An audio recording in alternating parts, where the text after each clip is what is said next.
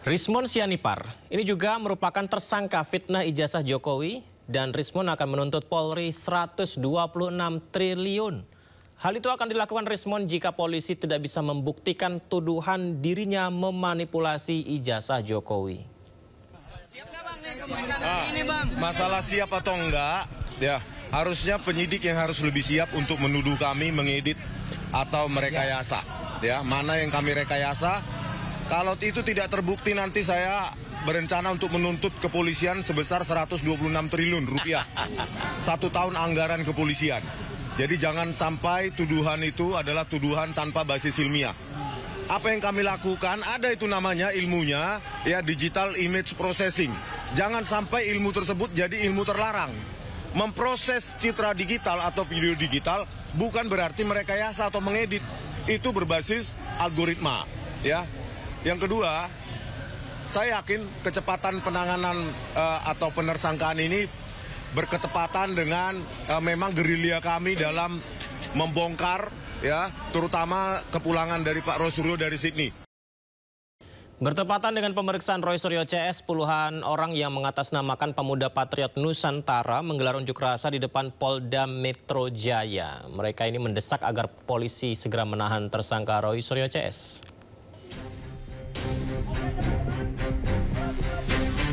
Puluhan orang yang mengatasnamakan Pemuda Patriot Nusantara berunjuk rasa di depan Polda Metro Jaya Kamis pagi. Unjuk rasa digelar bertepatan dengan pemeriksaan Roy Suryo CS sebagai tersangka kasus tudingan ijazah palsu Presiden ke-7 Joko Widodo. Dalam aksinya, massa membentangkan spanduk bertuliskan desakan agar Roy Suryo, Rismon Sianipar, serta Dr. Tifa ditangkap dan ditahan. Sekretaris Jenderal Peradi Bersatu Ade Darmawan mendesak aparat kepolisian bertindak tegas terhadap kasus dugaan penyebaran tuduhan palsu dan manipulasi digital dokumen ijazah Presiden ke-7 Republik Indonesia Joko Widodo. Ini kembali pada kewenangan penyidik. Dalam artian apapun hari ini yang terjadi itu adalah murni dari kewenangan penyidik. Bahwa ketika terjadi pemeriksaan hari ini, kemudian Bang Roy dengan PD-nya saya lihat bahwa membawa bukti-bukti counter dan lain sebagainya, bahwa kita harus melihat bahwa ketika kita melaporkan seseorang, beban pembuktian itu ada sama kami sebagai pelapor, bukan kepada pihak terlapor. Nah, yang aktif saat ini, ya, sampai saat ini adalah tentu Kepolisian Negara Republik Indonesia, karena pelapor sudah menyerahkan persoalan ini kepada pihak kepolisian. Sehingga dalam tahap pemeriksaan nanti, ya kan, sesuai dengan bukti-bukti yang dimiliki oleh penyidik, tentunya pertanyaan-pertanyaan itu mengkerucut nantinya untuk menjerat, ya, masing-masing terlapor ini. Menjerat dalam artian bukan suatu hal yang kriminalisasi, tetapi menjerat hukum itu memang seperti itu gitu loh. Bahwa ketika berhadapan dengan fakta-fakta, berhadapan dengan bukti-bukti, maka narasi-narasi itu tidak akan berlaku lagi. Pembelaan-pembelaan itu tidak akan berlaku lagi. Apalagi ditambah, ya, keyakinan bahwa ini adalah ilmiah, ini adalah penelitian, itu nggak seperti itu. Itu justru memperdalam bukti mereka ketika mereka menggunakan alat-alat atau aplikasi-aplikasi tertentu yang kemudian terjadi manipulasi di situ. Selain itu, Ade juga berharap langkah nyata kepolisian dalam menuntaskan kasus yang menyeret sejumlah nama. Dari Jakarta, Rian Rizky Roshali, iNews melaporkan. Sejumlah anggota polisi aktif tercatat masih menduduki jabatan sipil, mulai dari kepala badan, kementerian, hingga lembaga anti rasuah KPK.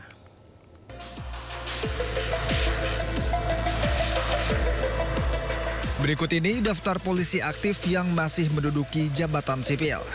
Komjen Pol Setio Budianto yang menjabat sebagai Ketua Komisi Pemberantasan Korupsi KPK.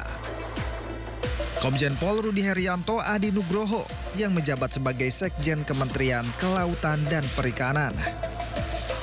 Komjen Panca Putra Simanjuntak yang bertugas sebagai Sestama Lembaga Pertahanan Nasional Lemhanas. Komjen Pol Niko Afinta selaku Sekjen Menkumham RI.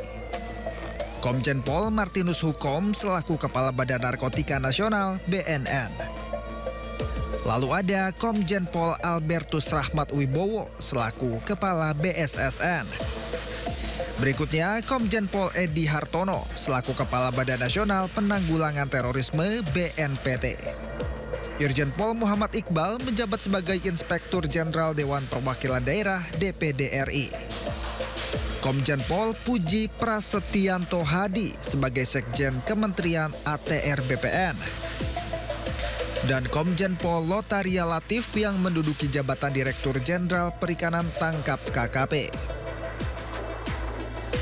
Dengan dikabulkannya perkara ini oleh MK, Kapolri kini sudah tak dapat memerintahkan polisi aktif untuk menduduki jabatan sipil kecuali polisi mengundurkan diri atau pensiun.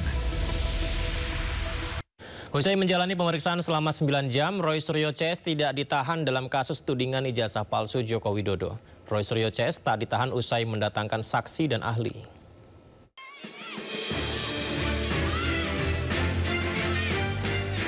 Roy Suryo CS menjalani pemeriksaan di gedung Dirkrimum Polda Metro Jaya terkait kasus tudingan ijazah palsu Joko Widodo. Roy Suryo CS menjalani pemeriksaan selama 9 jam dan keluar ruangan sekitar pukul 20.45 waktu Indonesia Barat. Juru bicara Roy Suryo CS, Refli Harun menyebut pemeriksaan berjalan dengan baik. Roy Suryo, Rismon Sianipar, dan Dr. Tifa juga diperlakukan dengan baik oleh penyidik. Dicecar sebanyak 157 pertanyaan, ketiganya tidak ditahan karena bisa membawa saksi dan ahli yang meringankan.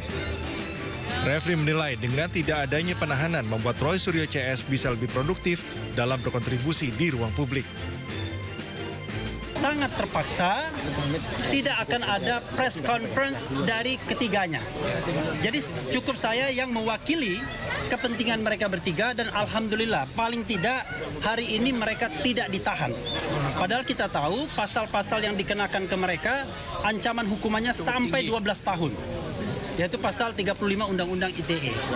Alhamdulillah, saya mengatakan dengan tidak ditahan, Mas Roy akan lebih produktif, akan bisa berpikir, akan bisa menulis dan lain sebagainya. Sementara itu pihak kepolisian menegaskan akan kembali melakukan pemeriksaan kepada saksi maupun ahli yang diajukan Roy Suryo CS. Hal tersebut dilakukan atas dasar prinsip proses penegakan hukum yang adil dan berimbang.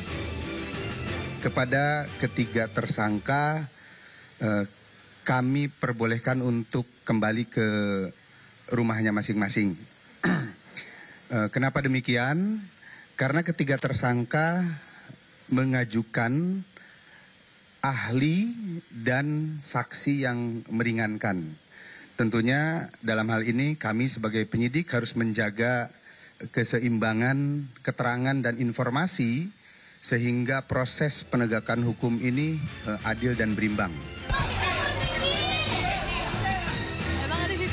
Sebelum menjalani pemeriksaan pada Kamis siang, Roy Suryo menegaskan kehadirannya mewakili masyarakat Indonesia yang menginginkan perubahan. Saya harus mengucapkan terima kasih karena kami hadir bukan mewakili pribadi. Saya bukan mewakili saya sendiri, Dr. Rismon tidak mewakili Dr. Rismon sendiri, Dr. Tifa juga tidak. Kami mewakili seluruh rakyat Indonesia yang menginginkan perubahan atas negeri ini. Ya, negeri ini sudah lama lebih dari satu dekade mengalami suatu rezim yang sangat jahat, sangat bengis, dan utamanya adalah apa? Yang telah menggunakan segala cara, menggunakan segala daya, termasuk adalah penggunaan ijazah palsu. Roy Suryo bersama dengan Rismon Sianipar dan Tifa Uziatiasuma atau Dr. Tifa merupakan 3 tersangka klaster 2 kasus tudingan ijazah palsu Jokowi. Sebelumnya pada klaster 1, polisi telah menetapkan 5 tersangka dalam kasus ini. Tim Liputan iNews melaporkan.